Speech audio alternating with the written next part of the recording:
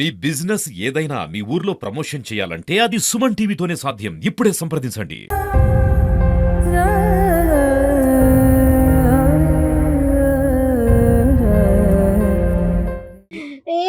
ఏమో సార్ తెలియదు, కళ్ళు తిరిగి పడిపోయిందని పొద్దున్నే ఫోన్ చేసినారంట సార్. నా బిడ్డ అలాంటి చేసుకోదు సార్, వాళ్ళు ఏందో చేసినారు సార్. నా బిడ్డను ఏందో చేసినారు సార్ వాళ్ళు. నా బిడ్డ అలా చేసుకోదు సార్. నేను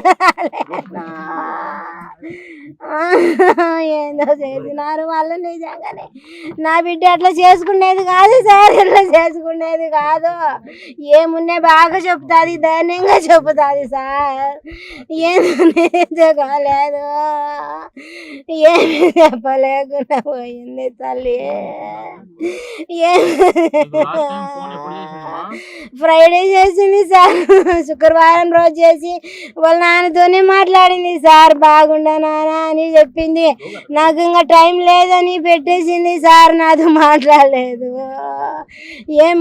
బాగుండా నాన్న, నాకేమి ఇబ్బంది లేదు, బాగుండా అనేది ఇంత చేసుకోదు సార్. మా పిల్ల ఏం చేసిందో అట్లాంటి అంటే అసలు తెలియదు దానికి. 9th class sir, 9th class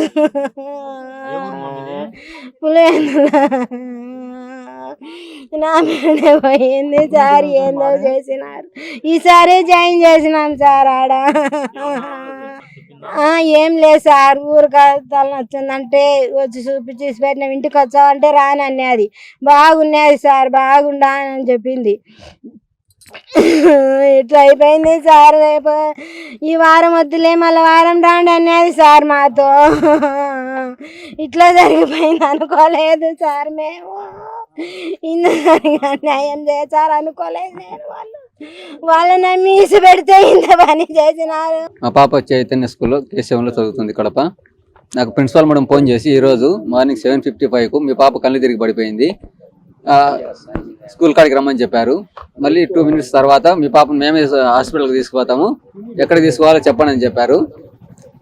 తీసుకుపోతే మీరు హాస్పిటల్కి తీసుకెళ్ళి మేము వస్తున్నామని చెప్పాము. మాకు చనిపోయిందని మా స్కూల్ వాళ్ళు చెప్పట్లేదు, ప్రిన్సిపాల్ ఓన్లీ కళ్ళు తిరిగి పడిపోయిందని చెప్పారు. మేము హాస్పిటల్ కాడికి వచ్చి చూస్తే ఉరేసుకున్నట్టు ఉంది.